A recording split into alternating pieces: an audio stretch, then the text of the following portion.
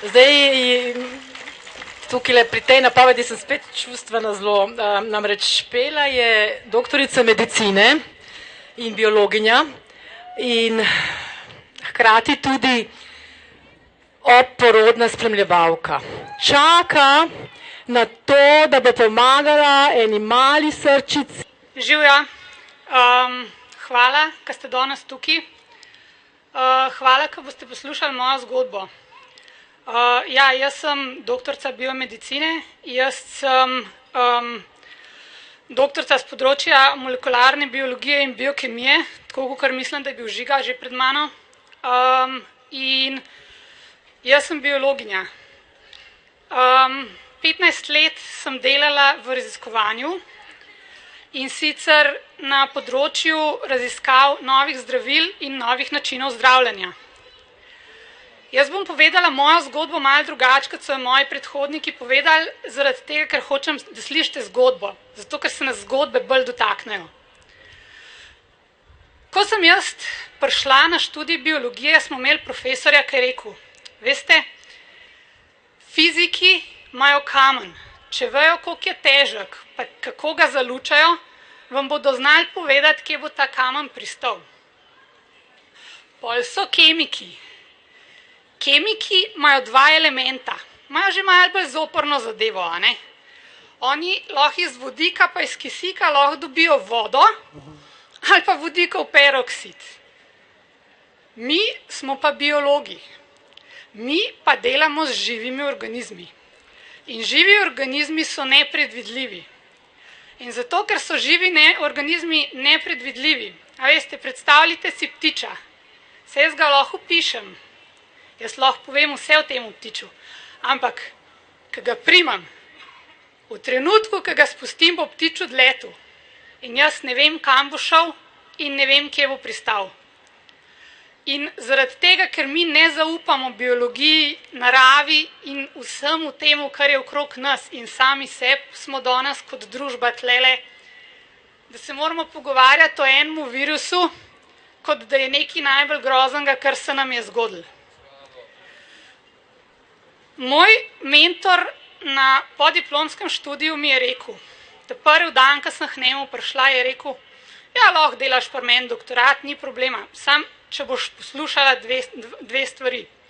In sicer, pozabi, v kar slišiš in vse tudi v svoje lastne rezultate. Ok, kako naj pol delam, a ne? V času, ko sem delala na enem res zelo zanimivem projektu. Ugotovili smo namreč nekaj, kar se ni skladalo z dotedanjo znanstveno dogmo, torej znanstvenim prepričanjem. Žiga je prej omenil, da so v Wuhanu uspeli v 3 mesecih odkriti, narediti test in to začeti prodajati.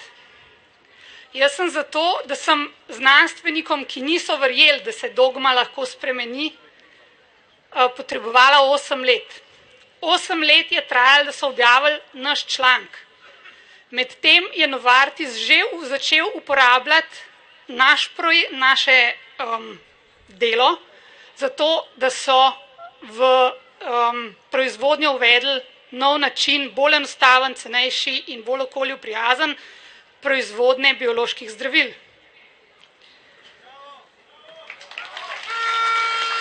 Takrat se je prvič zaupanje v znanost, ki sem ga predtem imela, zamajalo. Potem sem v času gripe sodelovala na enem še bolj ptiče gripe 2004, to je bil malo manj znan predhodnik tega SARS-a. Mislim, SARS-CoV-2, tudi SARS je bil vmes, da ne boste mislili. Pol, ko petič delaš isto stvar v znanosti, se ti zdi, da se stvari že malo ponavljajo. Se pravi, na podlagi mojih raziskav smo odkrili malo drugačen način zaščite pred virusi. Bil bi zanimiv, predvsem pa bi vstopal na tak način v telo, da ne bi bilo potrebno nobenih svinjarij dodati in bi bil zaradi tega za uporabnike mnogo bolj prijazen. Ampak ne Novartis, ne nobena druga firma, s katero smo se hoteli pogovarjati, zato niso bili zainteresirani, ker je bila tehnologija takrat predraga. Takrat se je drugič zamajalo moje zaupanje v farmacijo. Prvič se je to zgodilo že nekaj let prej, ko smo lek prodajali Novartisu in sem bila z mojim mentorjem na enem od sestankov in so nas poučili, da je zelo dobro, da začnemo razmišljati izven okvirjev. Kaj je to pomenilo? Razumejo, da ne moremo imeti večjega deleža kot 100% delež. Razen, če vsako leto več ljudi prepričamo, da so bolni, potem se bo ta delež povečal. Zadnjih 20 let opazujem, kako se znižujejo prag za to, kaj je povišan tlak, povišan holesterol, sladkorna bolezen. A veste, da nosečnice prijemajo zdaj za 2 enote nižje, za 2 enote so znižali enoto, koliko je sladkorna bolezen za nosečnice, tako da zdaj praktično vsako nosečnico spremljajo kot nosečnico, ki ima sladkorno. Zdaj so pa dobili 100%, ne?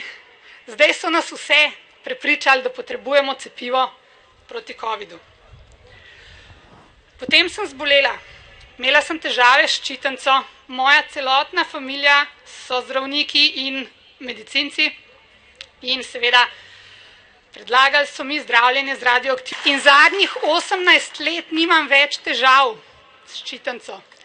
V nasprotnem primeru bi vsak dan od takrat naprej mogla jemati hormonsko terapijo. Kmalu potem sem doživela pa naslednji šok. In sicer po cepljenju hčerke, jaz sem takrat kot biologinja in kot v razvoju sem delala, se spomnite, sem verjela v cepiva. Bila sem eden največjih zagovornikov cepiv. Moja hči je imela hude posledice po cepljenju. Še vedno jih ima. Takrat sem izgubila zaupanje v farmacijo, znanost, medicino, sisteme, ki sem jim do takrat posvetila 25 let mojega dela in življenja. In najhujš, kar mi je bilo to, da sem uživala v svojem delu. Res sem uživala, jaz sem se počutila, da grem Lego kocke sestavljati vsak dan, ko sem šla v službo. Ampak jaz tega dela nisem mogla več upravljati. Bila sem zlorabljena ob svojem porodu. Tako kot je zlorabljenih zelo veliko žensk ob porodih v našem sistemu porodnem. In takrat sem se odločila, da postanem porodna spremljevalka. Ampak po duši sem ostala raziskovalka in zdaj raziskujem življenje. In kar največ raziskujem zadnje čase je, medtem sem postala tudi, doštudirala sem homeopatijo, zato da sem moje otroke pozdravila, pa celo mojo družino.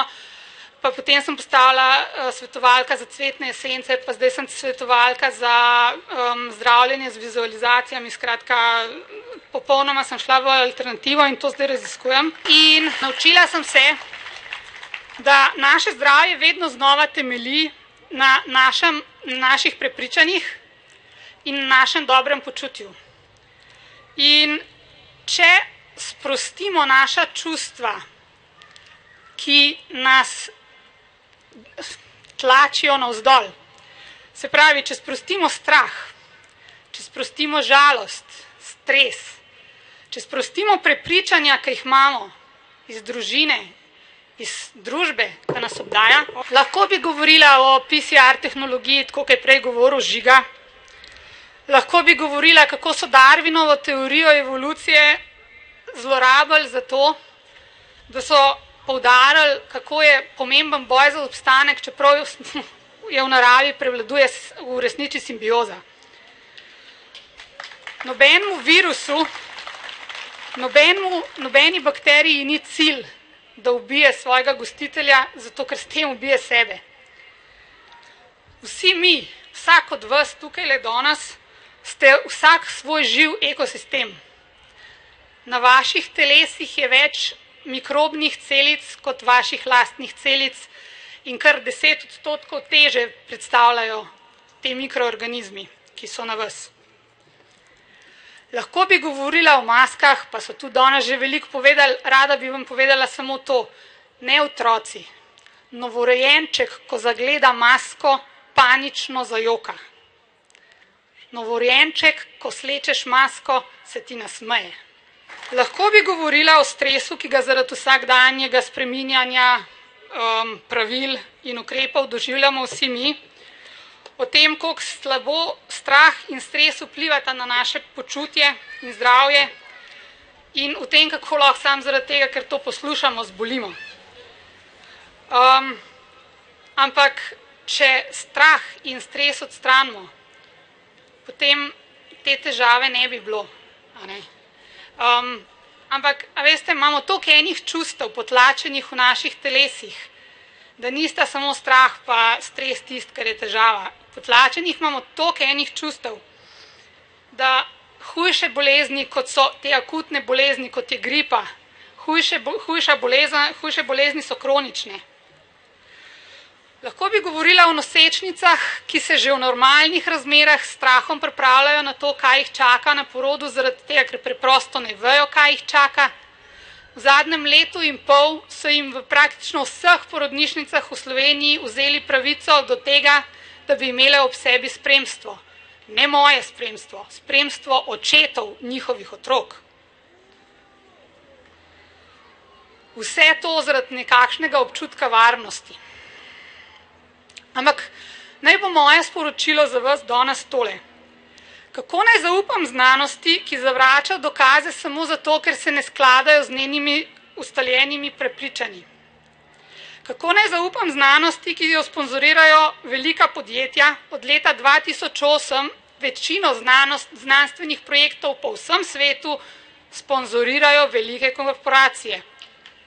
In njim ni pomembno naše zdravje, njim je pomemben zaslužek. Kako naj zaupam zdravnikom, ki ne verjamejo v ukrepe, ampak so tiho, zato ker lahko cepljenja in testiranja izkoristijo za svoj hiter zaslužek. Kako naj zaupam medicini, ki ne priznava alternativnih oziroma komplementarnih načinov zdravljenja, ki so pogosto in za mnoge mnogo bolj učinkovita ali pa vsaj enako učinkovita kot klasična medicina, pa nam o tem sploh ne povedo. Kako naj zaupam znanosti, medicini in farmaciji, ki skrivajo podatke o stranskih učinkih vseh cepiv? Kako naj zaupam, ko vem, da mnogi moji kolegi, raziskovalci, zdravniki menijo enako, ampak so tiho samo zato, ker se bojijo izgube službe in diskreditacije. V splošni deklaraciji o človekovih pravicah je zapisano, da je osnovna pravica vsakega človeka, da se odloča o svojem lastnem telesu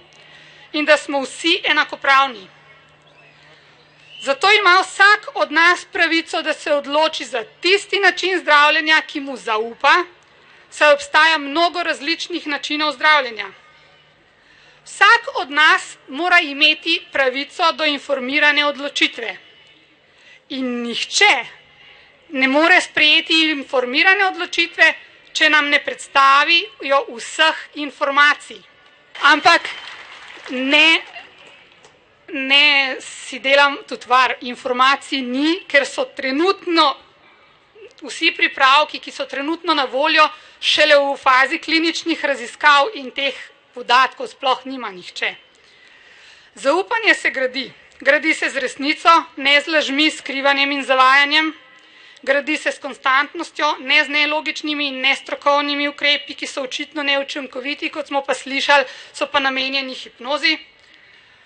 In zato samo tole danes odneste domov. Vsak od nas, mora imeti pravico, da se odloči tako, kot verjame in zaupa, da je zanj najbolj prav. Vsak od nas ima pravico do svobodnega izražanja in odločanja.